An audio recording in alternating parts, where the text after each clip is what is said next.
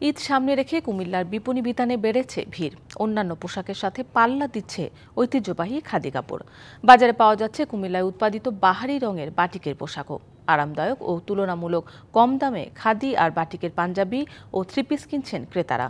তবে অনলাইনে নকল খাদি কিনে প্রতারিতও হচ্ছেন ক্রেতারা। কুমিল্লায় দেশি বিদেশি কাপড়ের ভিড়ে ঈদ ঘিরে চাহিদা বেড়েছে খাদির পাঞ্জাবি, ফতুয়া ও থ্রি পিসের। বাটিক ও খাদির তৈরি পোশাকে সেজেছে বিপণী বিতানগুলো।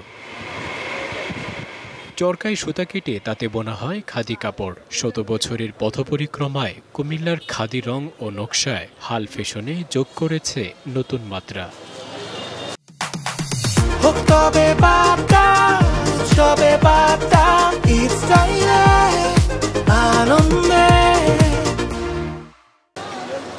নান্দনিক নকশায় খাদির পাঞ্জাবিতে আসছে বৈচিত্র্য। সাদামাটা খাদিতে শিল্পী রঙের আঁচড়ে হয়ে উঠছে রঙিন ও দৃষ্টিনন্দন। যেহেতু কুমিল্লার ঐতিহ্য, আমরা তো খাদিকে বেছে নিব। খাদি মানে কুমিল্লা মানে খাদি। খাদির একটা ঐতিহ্য এখনো আছে। এখন আমরাও চেষ্টা করি আর কি ওটা যাতে মোটামুটি যাতে এটা প্রায়োরিটি থাকে আর কি। আরামদায়ক ও দামে সাশ্রয়ী হওয়ায় ক্রেতাদের পছন্দের তালিকায় রয়েছে খাদি।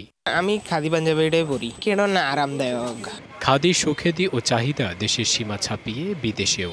আমি আমেরিকাতে একটা পাঠাবো, আমার কাছে আর একটা পাঠাবো হলো বিয়ে আছে চিটাং, ওনার কাছে পাঠাবো এই খাদি পাঞ্জাবি। এখানে প্রতিটা জিনিস সম্পূর্ণভাবে ম্যানুয়ালি করা হয়, মানুষ দ্বারা করা হয়, মানুষের হাতে করা হয়। এই জন্য এটার চাহিদা আলাদা এবং তার একটা আলাদা একটা শৈল্পিক একটা ব্যাপার আছে। তবে খাদির নকলও আছে বাজারে। বিক্রেতাদের দাবি, অনলাইনে নকল খাদি কিনে ঠকছেন অনেকে। প্রতিনিয়ত আমরা এটার পেছনে কাজ করছি। কোয়ালিটির ব্যাপারে আমরা কখনো কম্প্রোমাইজ করি না। প্রতি বছরের মতো এবছর খাদির চাহিদাটা অনেক বেশি, বিশেষ করে হ্যান্ডলুমে যেটা তৈরি হচ্ছে ওইটা, কিন্তু আমরা কাস্টমারের চাহিদা পুরোপুরি পূরণ করতে পারতেছি না প্রোডাকশনের জন্য।